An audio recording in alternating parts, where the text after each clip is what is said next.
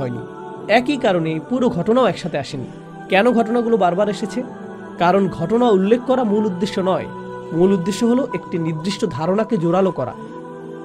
তো হয়তো ধারণাটি এখানে একভাবে জোরালো হয়েছে, আবার অন্যখানে একই ঘটনা থেকে অন্যভাবে হয়তো নতুন একটা ধারণা উপস্থাপন করা হয়েছে। তো এটাই হলো কোরআনের ঘটনাগুলোর এরকম বিন্যাসের মৌলিক সূত্র।